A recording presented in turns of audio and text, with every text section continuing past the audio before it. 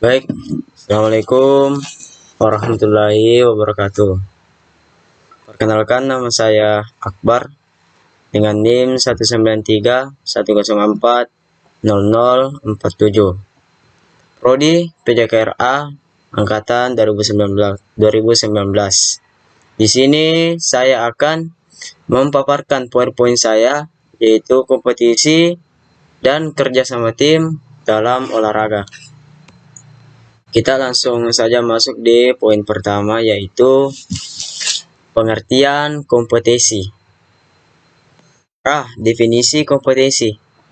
Banyak pelaku olahraga kompetitif berpendapat bahwa olahraga kompetitif tidak hanya bisa membawa upaya-upaya kerjasama antara rekan untuk mengejar tujuan bersama, tetapi juga dapat membantu mempersiapkan seseorang untuk kehidupannya. Ada juga pendapat bahwa olahraga kompetitif dapat menghasilkan olahragawan egois yang menghindari berurusan dengan isu-isu kehidupan nyata. Istilah kompetisi populer digunakan untuk merujuk kepada berbagai situasi yang berbeda. Dua Cukli tahun 1994 mendefinisikan kompetisi sebagai sebuah proses sosial yang terjadi ketika penghargaan diberikan kepada orang-orang atas dasar tentang bagaimana penampilan seseorang dibandingkan dengan kinerja orang lain, melakukan tugas yang sama, atau berpartisipasi pada acara yang sama. Menurut definisi ini, penghargaan dalam kompetisi terbatas kepada orang yang mengungguli orang lain. Lanjut, kompetisi sebagai suatu proses kompetitif yang dialami setiap individu berbeda. Oleh karena itu, orang yang berperan penting dalam proses tersebut dapat mempengaruhi hubungan di antara tahap-tahap tersebut. Kekuatan individu seperti pengalaman masa lalu, kemampuan, motivasi, dan sikap merupakan beberapa faktor yang mempengaruhi reaksi seseorang dalam pertandingan. Sebagaimana proses sosial, masing-masing tahap dipengaruhi tahap yang lain, dan feedback dari faktor lingkungan eksternal dan reward eksternal. Lanjut di poin selanjutnya, yaitu tahap-tahap proses kompetisi. 1. Tahap situasi kompetitif yang objektif. Situasi kompetitif yang objektif didefinisikan sebagai tuntutan lingkungan terhadap seseorang dalam proses kompetisi. Tuntutan lingkungan ditentukan oleh apa yang harus dilakukan seseorang untuk mendapatkan hasil yang baik. Misalnya, tim kesebelasan sepak bola yang bertanding dalam pertandingan ISL bersaing untuk 2. Tahap situasi kompetitif yang subjektif. Keadaan kompetitif yang subjektif adalah cara seseorang merasakan, menerima, dan menilai situasi kompetisi. Objektif. Situasi kompetitif subjektif berkaitan erat dengan kecemasan kepribadian, sikap dan kemampuan, serta faktor-faktor interpersonal. Istilah situasi kompetitif subjektif yang digunakan dalam proses kompetitif mengarah pada suatu penilaian kognisi seseorang terhadap situasi kompetitif yang merupakan suatu proses yang menentukan apakah respon kecemasan sebelum kompetisi akan terjadi atau tidak. Apabila situasi kompetisi menghasilkan kekhawatiran, perasaan gelisah, dan meningkatnya aktivitas fisiologis, maka akan diikuti dengan respon kecemasan. Berikut 3 faktor, yaitu A. Kompetitif. Kompetitif adalah kenikmatan bertanding dan hasrat ingin berjuang dalam meraih keberhasilan dalam olahraga yang dibandingkan orang yang bertanding senang, bersaing, dan secara aktif mencari situasi kompetitif. Poin B yaitu orientasi. Pada kemenangan, orientasi pada kemenangan fokus pada perbandingan internasional, interpersonal, dan memenangkan pertandingan, terutama mengalahkan pesaing, daripada meningkatkan standar pribadi. Poin C, yaitu orientasi pada tujuan. Orientasi pada tujuan fokus pada standar penampilan individu. Tujuannya adalah meningkatkan penampilan, tidak untuk memenangkan pertandingan. Tahap 3, yaitu respon atau tanggapan. Respon adalah istilah yang digunakan oleh psikologi untuk menanamkan reaksi terhadap rangsang yang diterima oleh panca indera. Respon biasanya diwujudkan dalam bentuk perilaku yang dimunculkan setelah dilakukan rangsangan. Respon adalah perilaku yang muncul dikarenakan adanya rangsang dan lingkungan. Jika rangsang dan respon dipasangkan atau dikondisikan, maka akan membentuk tingkah laku baru terhadap rangsang yang dikondisikan. Tahap 4, konsekuensi.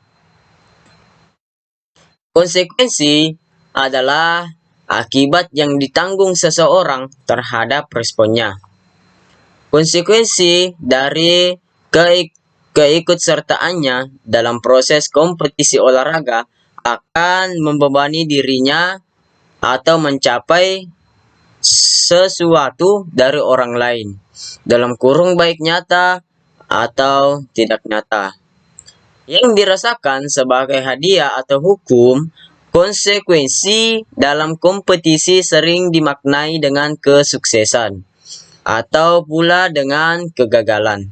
Kesuksesan dirasakan sebagai konsekuensi positif, sedangkan kegagalan dirasakan sebagai konsekuensi negatif. Proses lain keberhasilan kinerja dapat diukur dan dihargai adalah kerjasama. Kerjasama adalah sebuah kata yang sangat sering didengar dan sangat akrab di telinga, kata kerjasama. Kerjasama adalah gabungan dari kata kerja dan sama, yang berarti bekerja secara bersama-sama dalam mengerjakan sesuatu dan mencapai suatu tujuan. Kerjasama dibentuk karena adanya dua orang atau lebih yang bekerja sama untuk mencapai suatu keinginan atau tujuan yang ingin dicapai atau tujuan bersama. Berikut ini beberapa definisi. 1. Shukli pada tahun 1994. Kerjasama didefinisikan sebagai proses sosial melalui performa yang dinilai dan dihargai. Dengan istilah sekumpulan prestasi dari sekelompok orang yang bekerja sama untuk mencapai tujuan tertentu. Yang kedua, hal pada tahun 2005. Teamwork as the work with is done. Be a group of the people who possess individual. Expertise who are responsible for making individual decision who hold common purpose.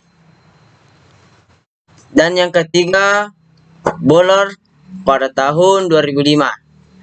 Kerja tim adalah sebuah tindakan adalah sesuatu yang orang lakukan. Hal tersebut dapat ditunjukkan baik dalam kelompok maupun dalam tim. Selanjutnya, keempat yaitu Rangkuti pada tahun 2007. Kerjasama adalah mau menerima saran dan gagasan orang lain, bekerja sama secara harmonis dengan orang lain untuk mencapai tujuan bersama. Yang kelima, M. Yunus SB pada tahun 2014. Kerjasama tim adalah usaha kooperatif oleh semua anggota organisasi untuk meraih tujuan bersama. Para atlet dalam cabang olahraga beregu harus menyadari bahwa tidak ada anggota tim yang selalu bisa menjadi bintang pada setiap permainan. Yang keenam yaitu Han pada tahun 2017. Teamwork is essentially making the most of the team.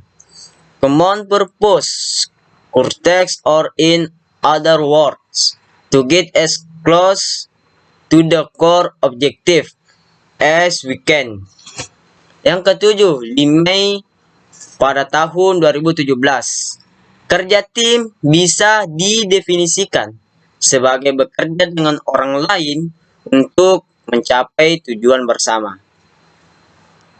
Berdasarkan pendapat di atas, dapat disimpulkan bahwa kerjasama merupakan suatu tindakan yang dilakukan oleh sekelompok orang untuk mencapai tujuan tertentu.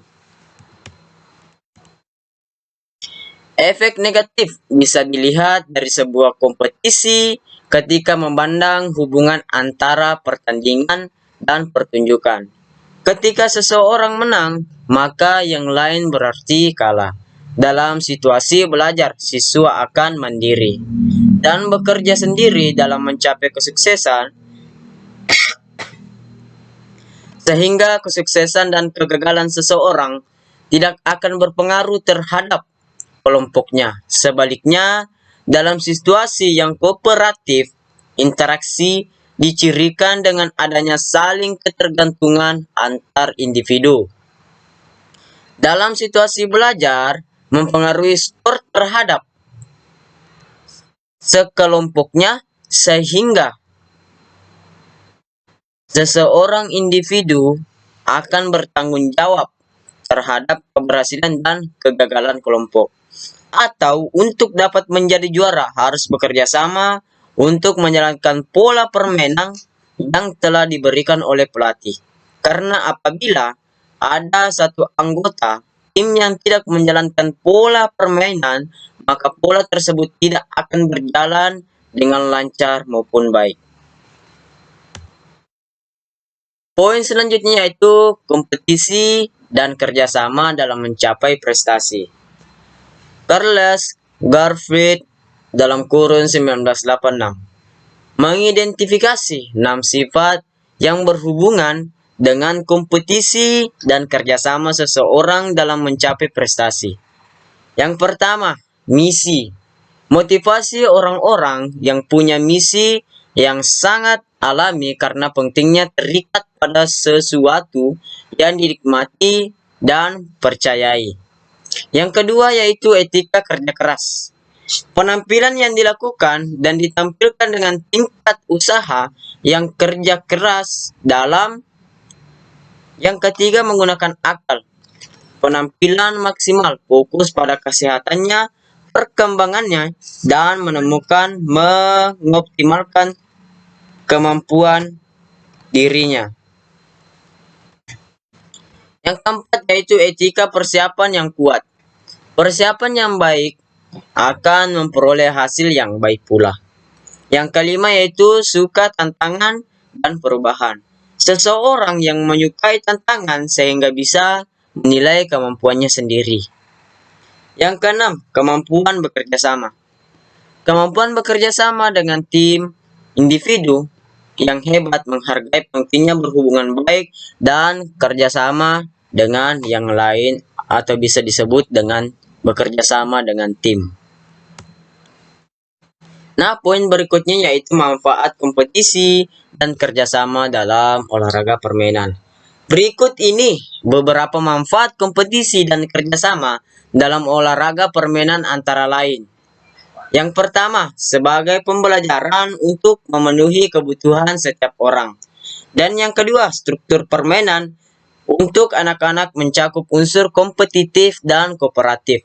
Dan yang ketiga, ketika kompetisi menyebabkan persaingan sengit, kerjasama dapat dipergunakan untuk menyatukan kelompok bekerja bersama-sama. Yang keempat yaitu memberikan umpan balik positif dan dorongan untuk siswa dan olahragawan terlepas dari hasil kompetisi. Baik, itulah PowerPoint yang saya sempat paparkan.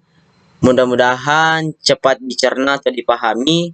Lebih kurangnya mohon dimaafkan. Wassalamualaikum warahmatullahi wabarakatuh.